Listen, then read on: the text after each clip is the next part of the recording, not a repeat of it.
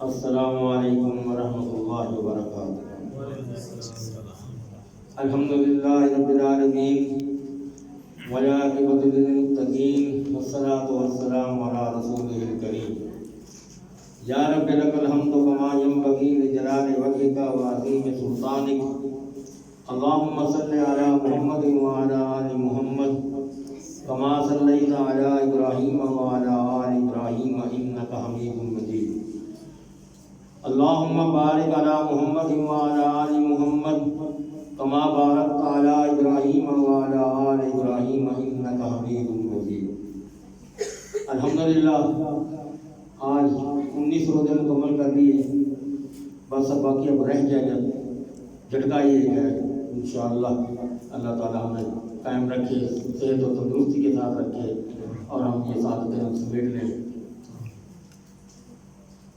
ایک چیز میں آپ سے کہنا چاہتا تھا، بتانا چاہتا تھا کہ قرآن کریم میں 14 مقامات پر سجدے آتے ہیں اور ہم سجدے بھی کرتے ہیں۔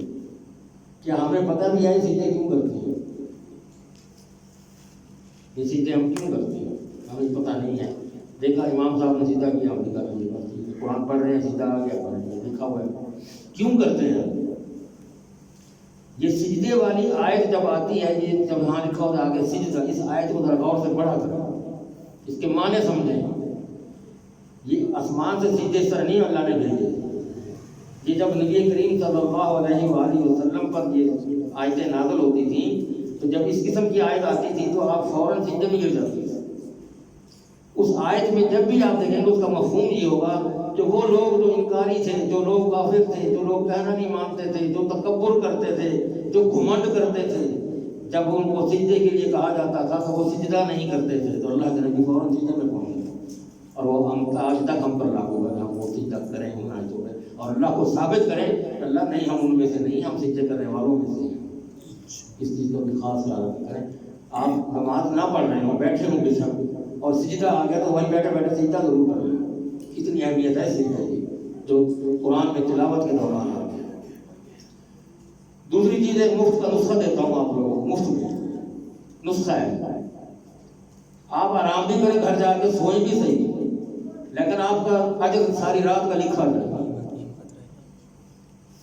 آرام بھی کریں، سوئیں، لیکن اللہ کے یہاں رجسٹر میں لکھا جا رہا ہے کہ آپ عبادت میں بیٹھے ہوئے۔ کیا ہے؟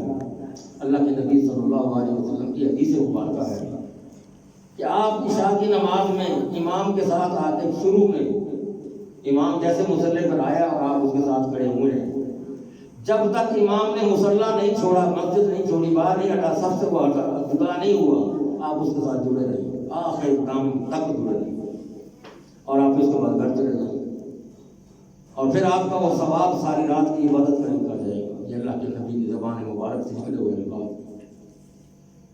تو کم از کم یہ تو ہم کر سکتے ہیں، گھنٹہ، 1.5 گھنٹہ، 2 گھنٹے جتنے بھی لگتے ہیں، 8 سے 10 تک ٹائم جو بھی کہہ لو، ہم 2 گھنٹے تو بیٹھے اللہ کے لیے، وہ 2 گھنٹے امام کے ساتھ ساتھ پورا دے، اس کے بعد گھر جائیں، پھر پوری رات کا ثواب بھی لیتے ہیں۔ اللہ اکبر، سبحان اللہ۔ اللہ کیسے نوازتا ہے، کیسے دیتا ہے، کچھ دینا بھی تو پڑتا ہے۔ یہ تو نہیں کہ ہم بیٹھے رہیں، آؤ جو بات دیے جاؤ ہمیں، ہم کریں گے کچھ نہیں، کچھ تو تھوڑا بہت ہم بھی کریں تاکہ ہمیں بھی اس کا اجر مل سکے۔ اللہ تعالیٰ عمل کی توفیق عطا فرمائے۔ پھر اس کے بعد اب یہ آ رہی ہیں انشاءاللہ العزیز بشرط زندگی، کل سے تاکراتیں شروع ہو جائیں گی۔ ان تاکراتوں کی کیا قرآن میں آپ نے سنی ہے، سنتے ہیں ہر سال، تیسرا سال تو مجھے بھی ہو گیا الحمدللہ آپ لوگوں کو قرآن کو سناتے ہوئے۔ کتنی اہمیت اور کتنی فضیلت ہے ان راتوں کا۔ اللہ نے یہ رات بتا نہیں دی، کس لیے نہیں بتائی کہ آپ اس کی جستجو میں لگے رہیں، اس کو پائیں۔ اس ایک رات کی عبادت 1000 مہینے کی عبادت سے بڑھ کر، خیر من 1000 شہر، 1000 مہینے کی عبادت سے بڑھ کر ہے اس ایک رات کی عبادت، اگر آپ اس میں لگے رہیں۔ اب تاکراتیں کل سے انشاءاللہ شروع ہو رہی ہیں، آپ بھی خود بھی اپنے جو یہاں پر جو لوگ کم ہو جاتے ہیں ان کو بھی موٹیویٹ کریں، سمجھائیں، بتائیں، یہ پیغام اللہ کا بھی دیں اور ان کو قائل کریں کہ آؤ یار، تاکراتوں میں تو خاص طور پہ آ جاؤ، یہ آخری دہاقہ 10 دن رہ گئے ہیں، لوٹ لو، سیلیں لگی ہوئی ہیں، اللہ کے اجر کی سیلیں لگی ہوئی ہیں، لوٹ لو، پھر پتہ نہیں موقع ملتا ہے کہ نہیں ملتا۔ تو یہ اس کے لیے آپ لوگوں کی اور اپنے ساتھیوں کو بھی ذرا خصوصی توجہ دلوائیے گا. جزاکم اللہ. قاری صاحب آگے آگے بھاگے جا رہے ہیں, ہم پیچھے چھوڑتے جا رہے ہیں, ہمیں اپنے بیانات بڑے کرنے پڑتے ہیں. نہ کروں تو میں اللہ کا دیندار ہوں کہ میں نے آپ کو اللہ کا قرآن صحیح بتایا نہیں ہے. ایسے ترجمہ کر دوں اور چھوڑتا جاؤں تو مزہ مجھے بھی نہیں آتا اور آپ لوگوں کو بھی مزہ نہیں آئے گا. چلیں کوشش کریں کہ تاک راتوں میں پیچھے لگ جائیں گے, ان کے ساتھ ہو جائیں گے. قیامت کے دن جن لوگوں نے اللہ کے نبی کا ساتھ نہیں دیا وہ افسوس بہت کریں گے, بہت افسوس کریں گے, کیونکہ انہوں نے اس دن ان کا تکبر جو ان کے سامنے آیا ہوا تھا, تکبر کر رہے تھے وہ, اور اللہ کے نبی کی مخالفت کر رہے تھے. اب وہ قیامت کے دن کیا کریں گے؟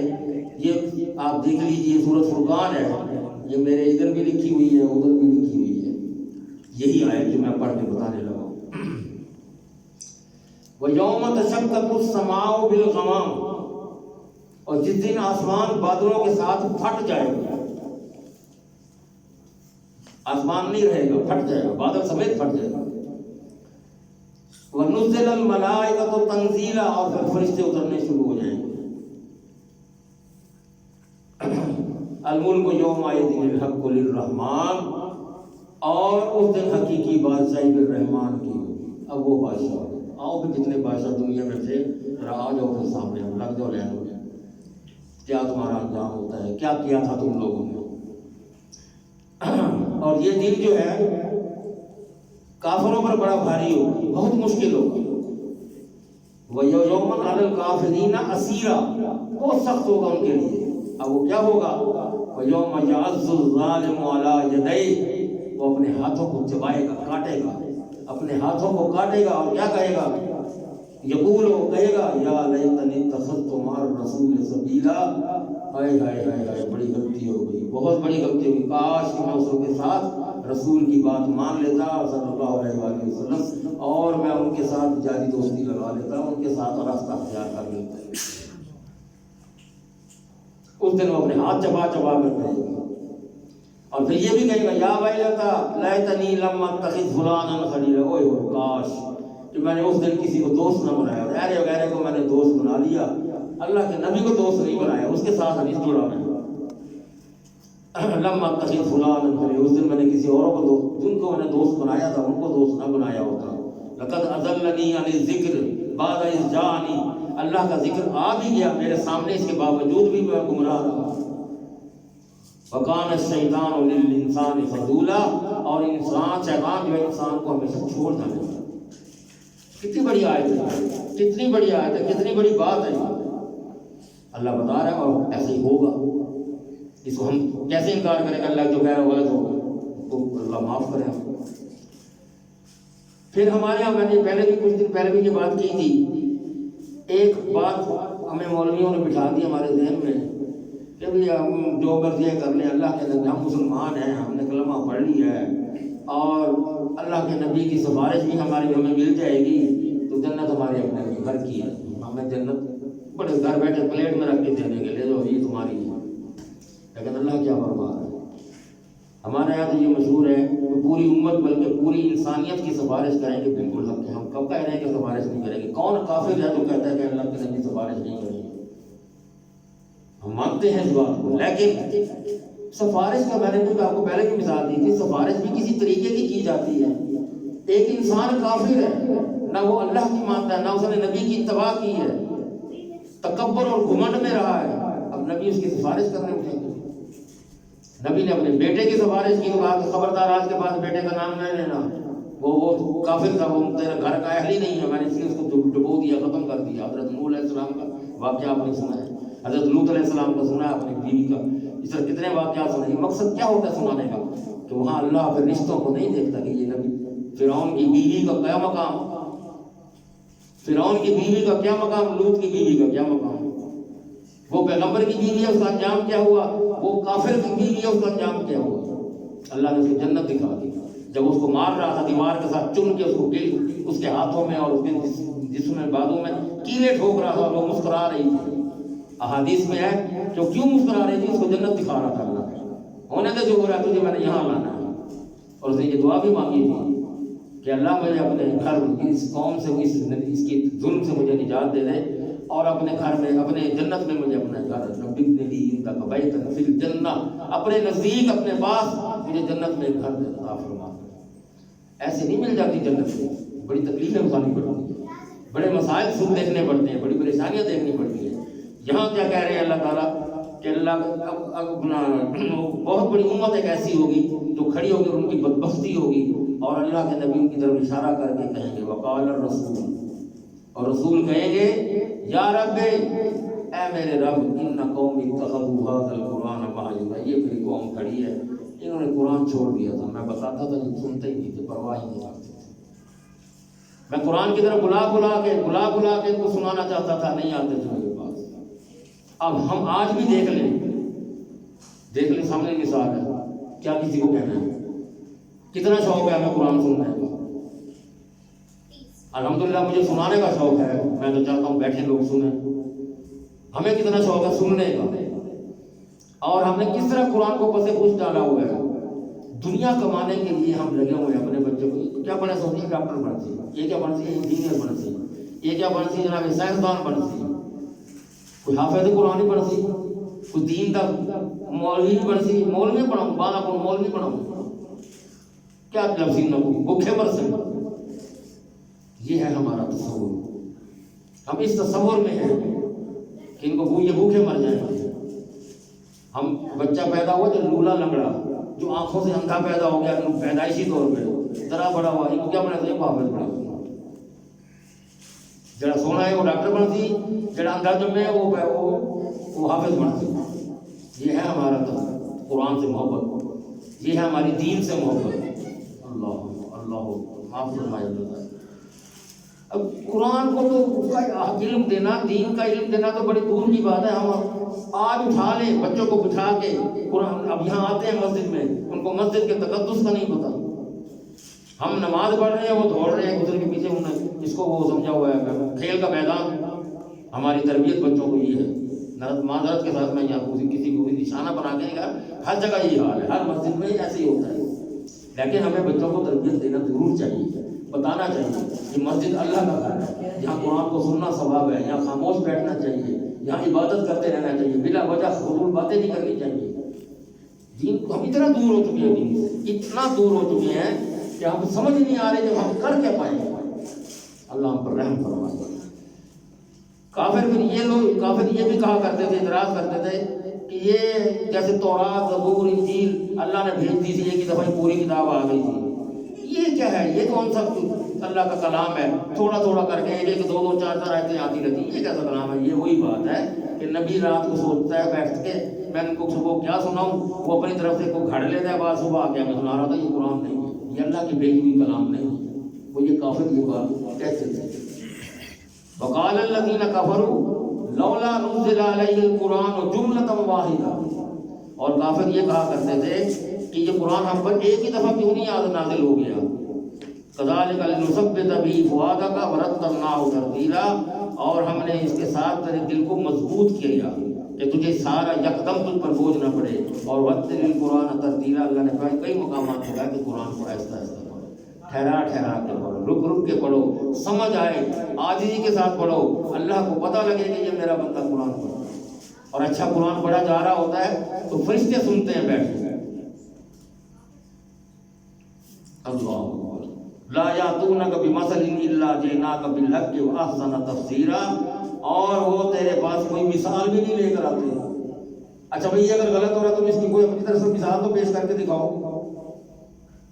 ہم انہیں تفسیر بھی بھیجتے ہیں، ساری پوری بات کو سمجھانے کے لیے پوری تفسیر بھیجتے ہیں، انہیں پھر بھی سمجھ نہیں آتی۔ فلا تطع الکافرین وجاہدہم بہ جہادا کبیرا، بس آپ نے جو ہے کافروں کی بات نہیں ماننی اور ان کے ساتھ جہاد کریں، بہت بڑا جہاد کریں، لڑائی کریں ان کے ساتھ، وہ اس طرح سیدھے نہیں ہونے والے۔ اب آگے جناب عباد الرحمن کی صفات ہیں، اللہ کے بندے کون سے ہیں؟ یہ سورت آخر میں ہے اس کی فرقان کی، اس کے آخر میں ہے کہ عباد الرحمن الذین یمشون علی الارض ہونا وَإِذَا خَاطَبَهُمُ الْجَاهِلُونَ قَالُوا سَلَامًا۔ اللہ کے نیک بندے، اللہ کے بندے وہ ہیں جو زمین پر بڑے آرام سے چلتے ہیں، نہ تیز دوڑتے ہیں نہ بالکل سست روی کے ساتھ، بلکہ بڑے میانہ روی کے ساتھ کرتے ہیں۔ ایک اور مقام پہ بھی میں نے سنایا ہوگا آپ کو، وقصد فی مشیے کا وقصد من صوت کا، اپنی چال میں دھیما بن اختیار کر، بڑے آرام سے چل، نہ تیز نہ بہت ایسا، درمیانی چال رکھ۔ وقصد فی مشیے کا وقصد من صوت کا، اور اپنی آواز کو بھی دھیما رکھ، کم رکھ، چکھاڑ کے نہ بول۔ کیوں؟ ان انکر الاصوات لصوت الحمیر، سب سے بری آواز گدھے کی آواز۔ چنگھاڑنا اللہ کو پسند نہیں، اللہ نے اس کو گدھے کی آواز سے تشبیہ دی۔ تو اللہ کے بندے کون ہیں؟ جو زمین پر نرمی سے چلتے ہیں، اور جب وہ جاہل بیٹھے ہوتے ہیں ان کے خلاف ایسی باتیں کرتے ہیں، ان کو جہالت کی باتیں کرتے ہیں، تو ان کو کہتے ہیں سلام ہے ہمارا، ہم سلام، بس تمہارے سے کیا بحث کریں، تمہیں بات کی سمجھ نہیں ہے، بڑے سلام کر کے ایک دم ہٹ جاتا ہے۔ اللہ اکبر۔ اور پھر ان کی راتیں کس طرح گزرتی ہیں، یبیتون ربہم سجدا وقیاما، وہ ان کی راتیں اور اپنے رب کے سامنے سجدہ کرتے ہوئے اور قیام کرتے ہوئے گزرتی ہیں۔ ہمیں 2 گھنٹے تراویح نہیں برداشت ہوتی، اور ہم عباد الرحمان تو بننے لگے ہیں، ہمیں 2 گھنٹے کی تراویح نہیں برداشت ہوتی، اور عباد الرحمان اللہ کہہ رہا ہے ان کی پیشانیاں زمین سے اٹھتی نہیں ہیں، وہ سجدوں میں اور قیام میں کھڑے رہتے ہیں، رب کے آگے عاجزیاں کرتے ہیں، روتے ہیں۔ ایسے ہی سنا ہوا ہے، پڑھے ہیں آپ لوگوں نے کہ اللہ کے نبی صلی اللہ علیہ وسلم معصوم عن الخطا، جنت کے وارث، ان جنت کا دروازہ کھولنے والے وہ، ان کے حکم سے کھلنا، اور ساری ساری رات کھڑے پاؤں پہ ورم آ جاتا، امت کے لیے روتے تھے۔ امت کیا کر رہی ہے؟ بہت دکھ کا مقام ہے ہمارے لیے۔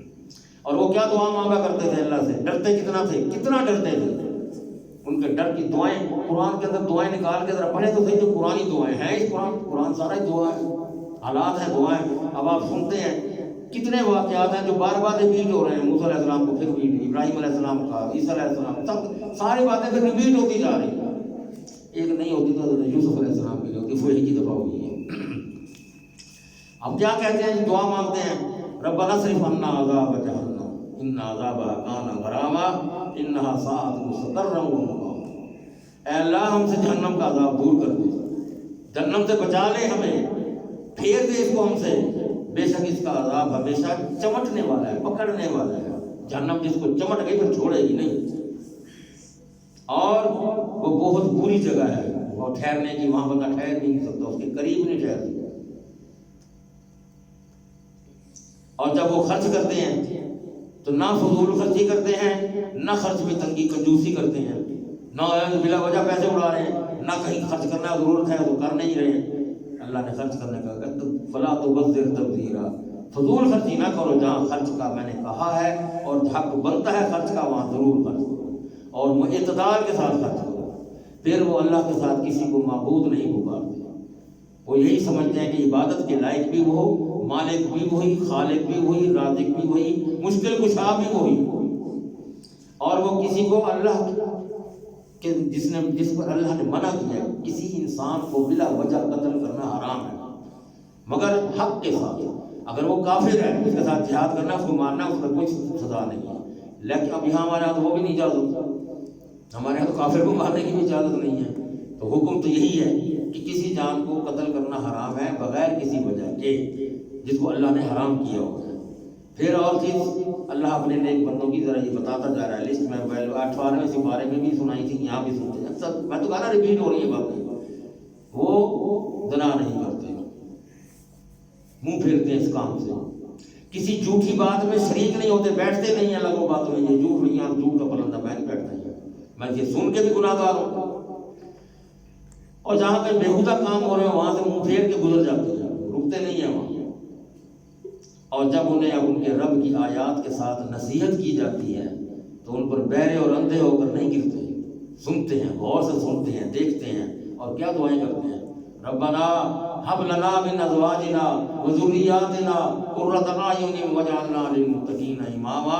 یہ دعائیں مانگتے ہیں، ہمارے رب ہماری بیویوں سے، ہماری اولادوں سے آنکھوں کی ٹھنڈک عطا کرنا۔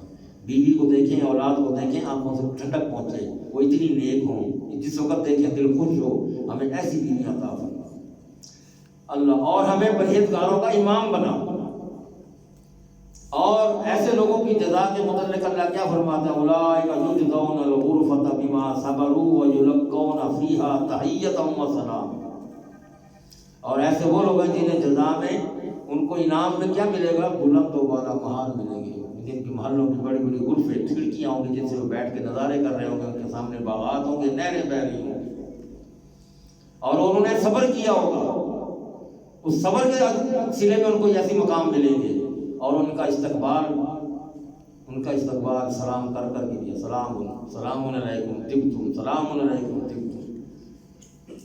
سورۃ یاسین میں بھی ہے کہ ان کو سلام کر کے پکارا، سلام قولا من رب الرحیم۔ جب فرشتے آئیں گے، آؤ بھائی آؤ اندر، آپ کو رب سلام بھیج رہا ہے، سلام دے رہا ہے آپ کو رب۔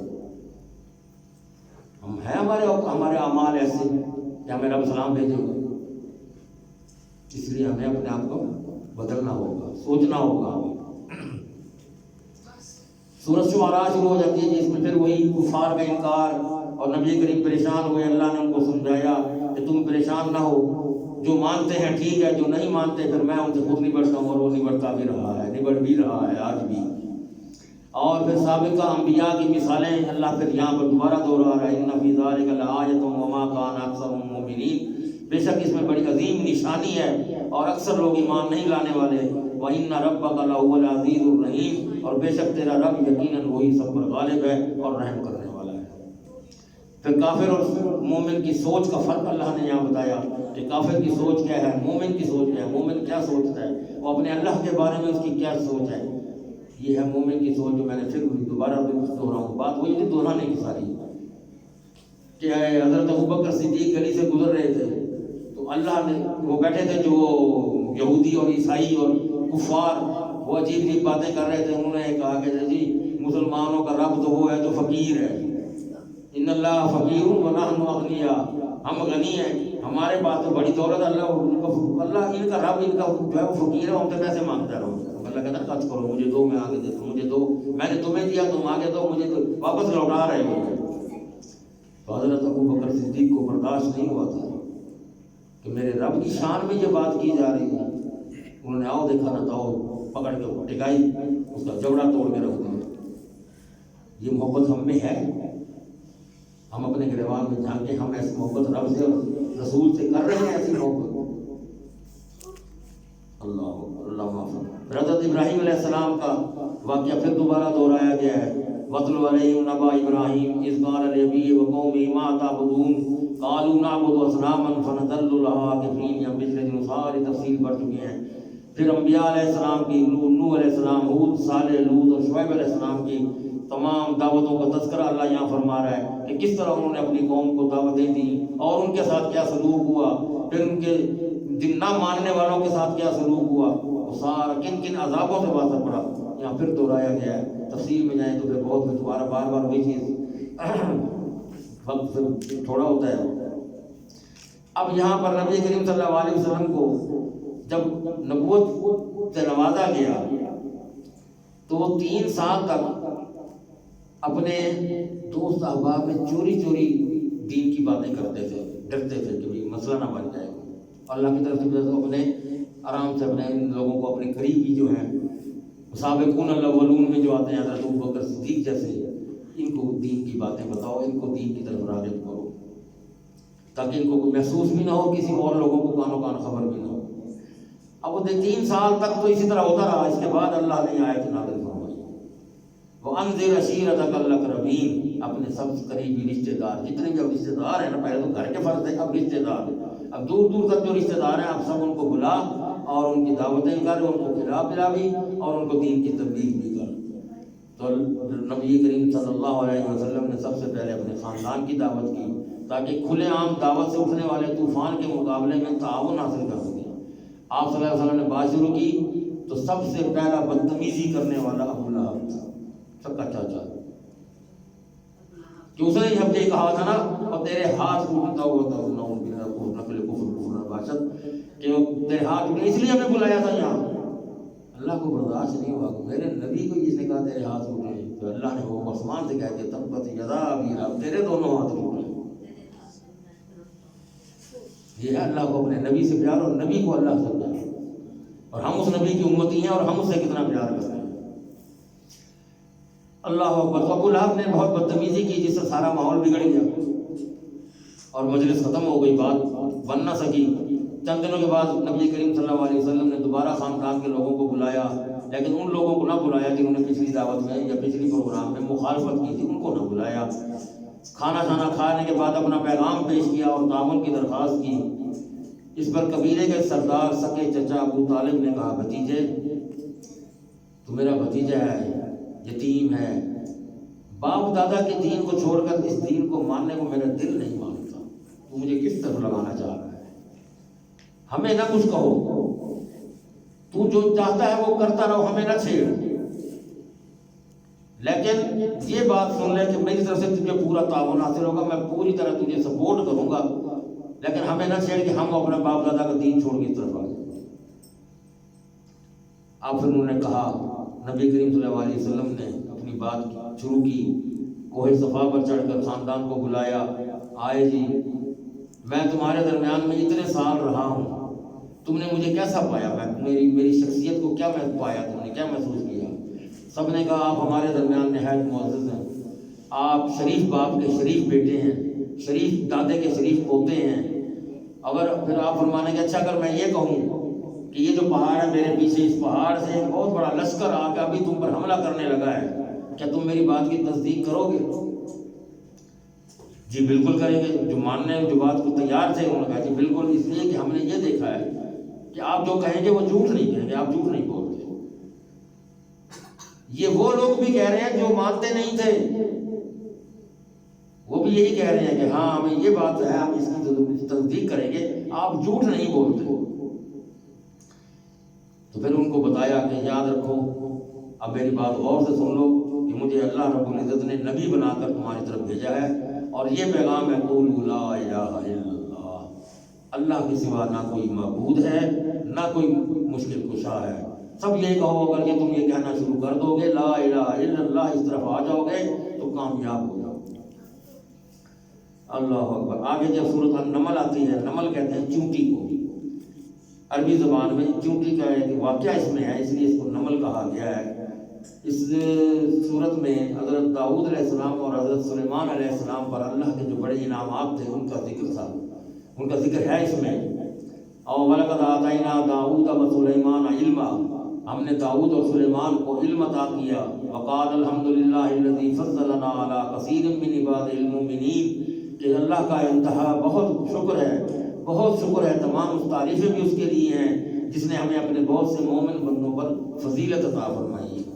ووارث سلیمان داؤد، اور پھر ہم نے سلیمان داؤد کا وارث بنایا، اور اس نے کہا اے لوگو، قال یا ایھا الناس علمنا منطق الطیر، اے لوگو ہمیں اللہ نے پرندوں کی بولیاں سکھائی ہیں، حضرت سلیمان علیہ السلام کو پرندوں کی بولیاں سکھائی۔ وَأُوتِینَا مِن كُلِّ شَيْءٍ، اور ہمیں ہر چیز عطا فرمائی ہے۔ ان ھذا لہو الفضل المبین، اور ہمارے لیے بہت بڑا فضل ہے اللہ جو اللہ نے ہم پر نازل کیا۔ اب یہاں پر ایک چونٹی کا واقعہ ہے کہ حضرت سلیمان علیہ السلام اپنے لو لشکر کے ساتھ آ رہے تھے، ایک چونٹی راستے میں بیٹھی ہوئی تھی، اس نے دیکھا کہ لشکر آ رہا ہے تو اس نے فوراً اپنی چونٹیوں کو سب کو آواز دی، قالت نملۃ یا ایھا النمل ادخلوا مساکنکم لا یحطمنکم سلیمان وجنودہ وہم لا یشعرون۔ او میری چونٹی بہنوں، آ جاؤ ادھر، ادھر ہٹ جاؤ، ہٹ جاؤ، لشکر آ رہا ہے سلیمان کا، اپنی اپنی دلوں میں گھس جاؤ، ایسا نہ ہو کہ سلیمان کے لشکر کو تمہیں کچل کے رکھ دیں، مر جاؤ تم ساریاں۔ ان کو تو نہیں پتہ لگ رہا، ان کو اب نظر تو نہیں آتی اتنی قریب سے، لیکن اللہ نے علم تو دیا تھا نا سلیمان علیہ السلام کو، انہوں نے سن لی اس کی بات، اس کی ہمدردی دیکھ کر اپنی بہنوں کے ساتھ اپنی جنس کو کس طرح سمجھا رہی ہیں، بڑی خوش ہوئے، اور فوراً انہیں اپنے رب کی نعمت یاد آ گئی کہ میں تو سمجھ گیا ہوں جو عام انسان تو نہیں سمجھتا ہوگا ان کی بات۔ وہیں پھر وہ فتبسم ضاحکا، ذرا مسکرائے، ہنس پڑے اس کی چونٹی کی بات سن کر، وقال، اور وہ کیا کہتے ہیں، رب اوزعنی ان اشکر نعمتک التی انعمت علی وعلی والدی وان اعمل صالحا ترضاہ وادخلنی برحمتک فی عبادک الصالحین۔ مفسرین اس کے بارے میں لکھتے ہیں کہ یہ دعا جو ہے نا، یہ دعا ہر شخص کو 40 سال کی عمر کے بعد پڑھنی چاہیے، یاد کرنی چاہیے، ہر وقت یہ دعا مانگنی چاہیے۔ رب اوزعنی ان اشکر نعمتک التی انعمت علی، اے اللہ مجھے توفیق عطا فرما کہ میں تیری نعمتوں کا شکر ادا کرتا رہوں۔ اور جو تو نے مجھ پر اور میرے ماں باپ پر بھی اتنی نعمتیں عطا فرمائی ہیں، میں ان کا بھی شکر ادا میں ہی کرتا رہوں. اور یہ ان اعمل صالحا، میں نیک عمل بھی کرتا رہوں. کون سے نیک عمل؟ ترضا، جو تجھے پسند ہو. وادخلنی برحمتک فی عبادک الصالحین، اور مجھے نیک لوگوں میں شمار کر دے، مجھے ان میں داخل کر دے، مجھے نیک لوگوں میں میرا شمار کر. پیغمبروں کو بھی کوئی کمی ہے کسی چیز کی؟ جس پیغمبر کو بھی دیکھو کیا رب سے ڈر ہے، ان کا اللہ سے کتنا خوف ہے، کس طرح وہ رب کو پکارتے ہیں اور اللہ سے ڈرتے ہیں. ہمیں تو ڈر آتا ہی نہیں، ہمیں تو دل ہی نہیں کانپتے، ہمیں تو سن کے بھی ہمیں ہمارے دل پر، ہمارے دماغ پر اثر نہیں ہوتا. وقت کم ہے، تھوڑا سا اس کو انشاءاللہ کل کریں گے.